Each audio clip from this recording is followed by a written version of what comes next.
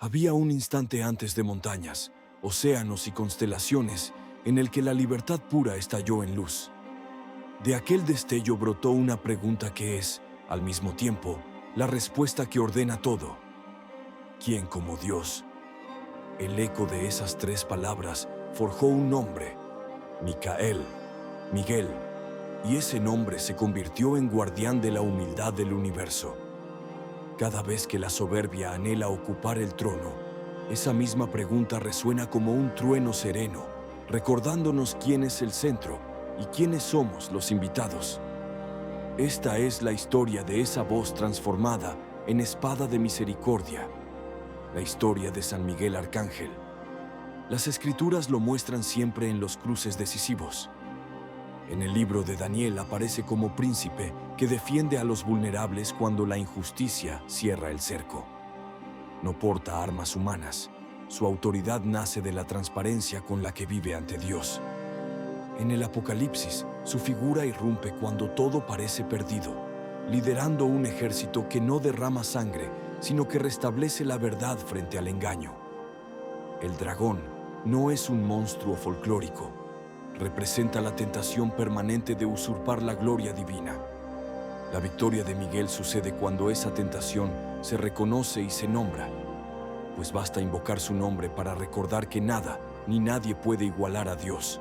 Pocos años después de que el Imperio Romano se declarara cristiano, los creyentes comenzaron a percibir huellas del arcángel en la tierra.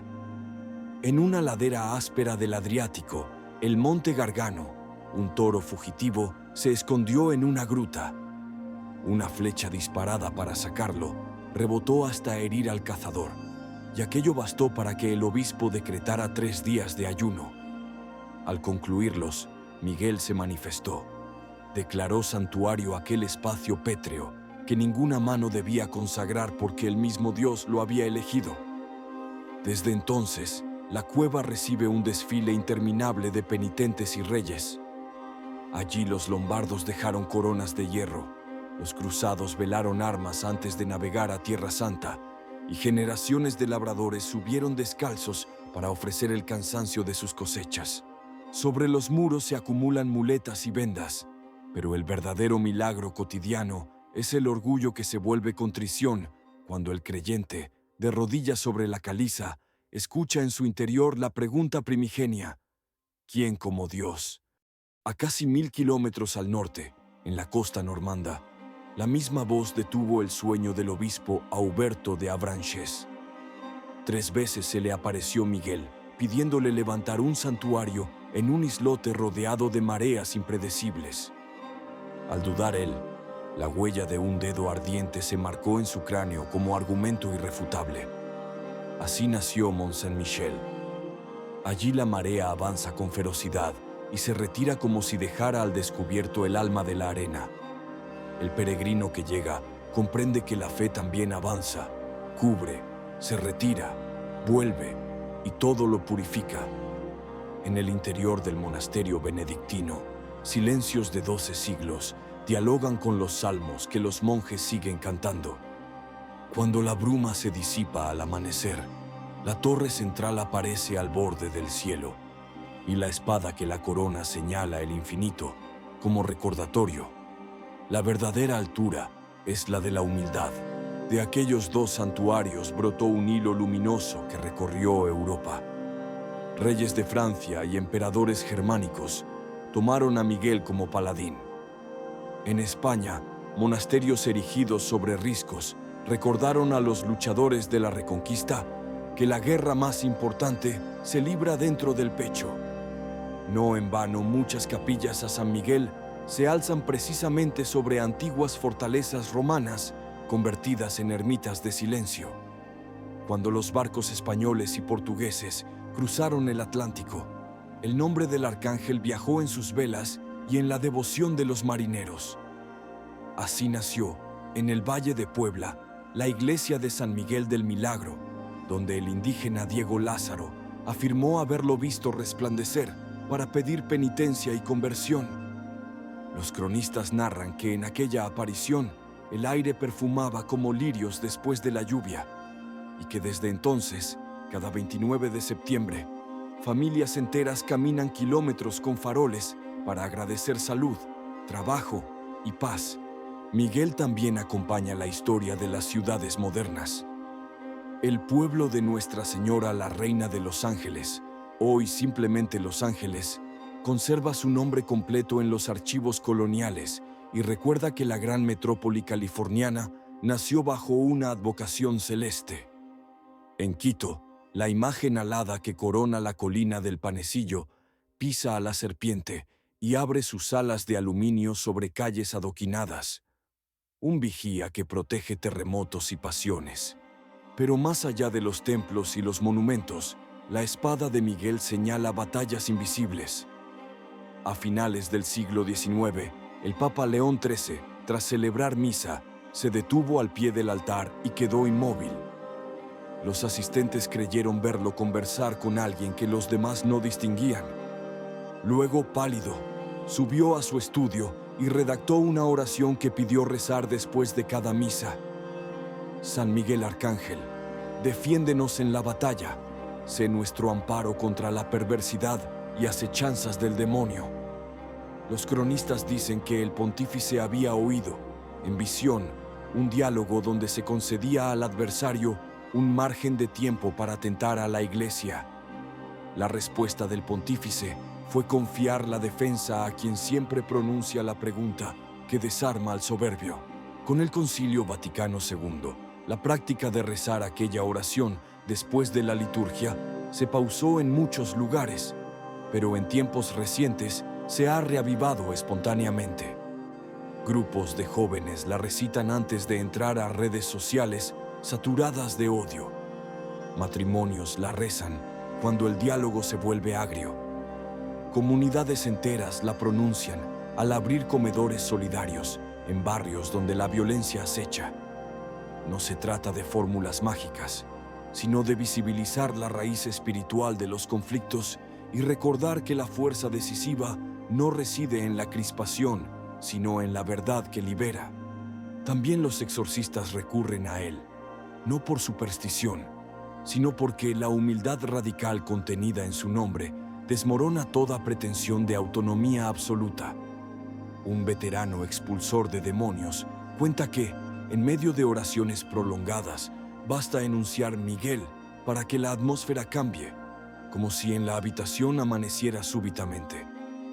No es teatro, es memoria viva del designio inicial, donde cada criatura encuentra paz al ocupar su lugar. La fiesta de San Miguel, Miguel Arcángel para los pueblos andinos, Micaelmas para Inglaterra, Miqueli para Letonia, inaugura el otoño boreal y la primera siembra austral. Antiguamente marcaba el fin del año judicial londinense y el comienzo de ferias de ganado en la península ibérica. En Galicia se hornean panes en forma de espada y se bendicen para proteger hogares. En Centroamérica se cantan alabanzas que combinan tambores y trompetas recordando la victoria del bien. La devoción popular añade leyendas, que su espada encendida corta tormentas, que sus alas cubren a soldados en trincheras, que su balanza pesa las almas a la hora del tránsito. Detrás de cada poema hay una intuición teológica, la certeza de que el último adiós no sucede en soledad, sino bajo la custodia del arcángel, que venció la mentira desde el origen. ¿Cómo rezarle hoy, entre semáforos y pantallas? Con gestos mínimos. Al despertarte, un San Miguel, acompáñame, pone la jornada en perspectiva.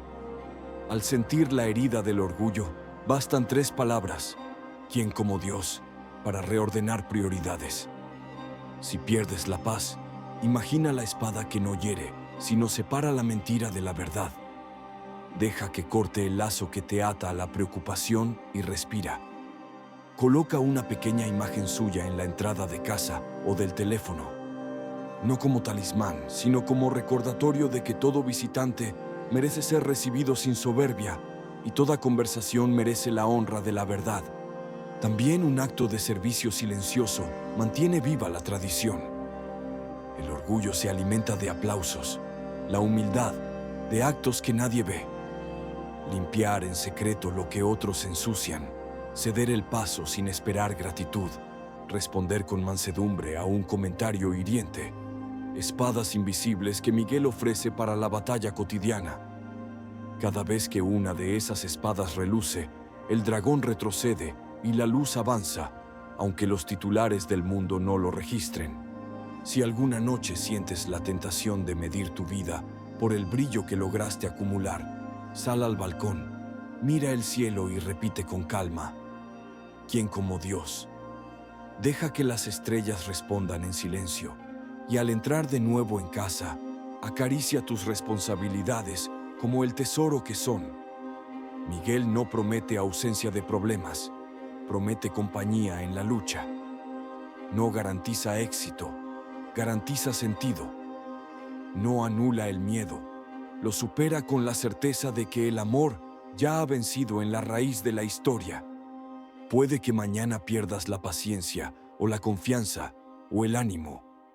Invoca al arcángel. No busques palabras rebuscadas, bastará su nombre. Pronúncialo y deja que la pregunta que lo habita reverbere en tu corazón. Cada latido responderá con un «Tú eres mi Dios», más profundo que el anterior. Y así, sin notar, estarás ya ganando la batalla por dentro. Porque al final, la epopeya de Miguel no relata gestas bélicas ni milagros explosivos. Relata la posibilidad de vivir cada segundo bajo la luz limpia de la humildad, la espada incandescente de la verdad y el cobijo de unas alas que, desde el origen, no se cierran jamás. En una noche de 1886, el Papa León XIII se arrodilló tras celebrar la misa y quedó absorto en un silencio que asustó a los que lo rodeaban. Cuando se incorporó, su rostro estaba pálido. Subió al escritorio y redactó unas líneas que han atravesado un siglo. San Miguel Arcángel, defiéndenos en la batalla. Contó que había escuchado una conversación en la que el adversario pedía permiso para zarandear la iglesia.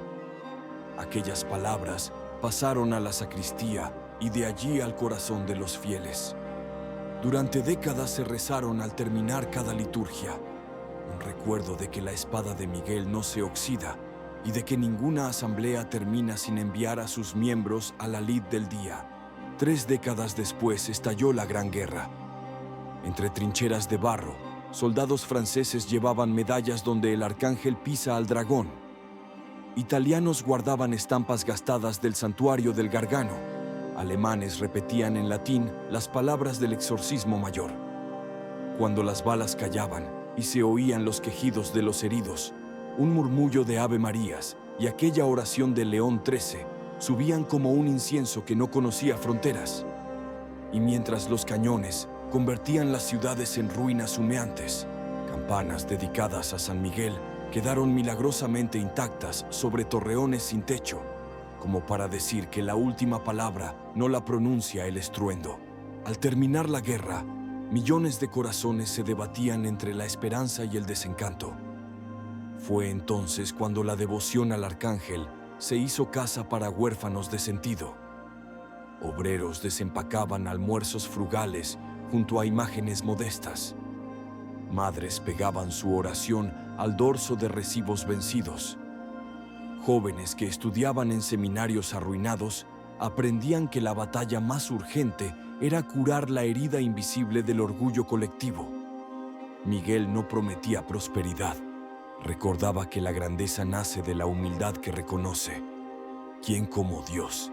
En América, donde los ríos de migrantes mezclaron devociones europeas con el sabor indígena, San Miguel se volvió voz de la tierra. En el centro de México, un joven campesino llamado Diego Lázaro aseguró que el arcángel le había mostrado un manantial cuyas aguas sanarían fiebre y resentimiento. Quienes bebían llegaban persuadidos de que, para curar el cuerpo, primero había que lavar el alma. En los Andes, una fiesta indígena convirtió la lucha celestial en danza. Los fieles se revisten de trajes brillantes, tocan tambores profundos y levantan espada y escudo bordados para recordar que la liturgia se baila con todo el ser. Más al norte, un pequeño pueblo del desierto que terminaría llamándose Los Ángeles nacía al filo del río Porciúncula. La ciudad creció, cambió de idioma y levantó rascacielos, pero bajo el asfalto sobrevive el nombre completo inscrito en los viejos documentos: Pueblo de Nuestra Señora la Reina de los Ángeles. En cada helicóptero que sobrevuela la megalópolis parece latir la intuición de que, incluso entre autopistas y luces de neón, un ángel vela por las historias rotas que se cruzan a toda velocidad. No es casual que desde los tejados de algunas parroquias bajas se eleven murales callejeros con alas inmensas, recordatorios de que la verdadera altura se conquista al inclinarse para servir. Dentro de las iglesias, la espada flamígera que Miguel empuña no se guarda en vitrinas. Se despliega cada vez que un corazón desata el nudo de la soberbia. En la vida cotidiana, la espada se hace palabra que corrige con mansedumbre, decisión que renuncia a una ventaja injusta, silencio que desactiva la calumnia, paciencia que evita un juramento vano. Cada pequeño corte separa la mentira de la verdad para que la herida se cure con luz. Esa tarea no está reservada a místicos ni a clérigos.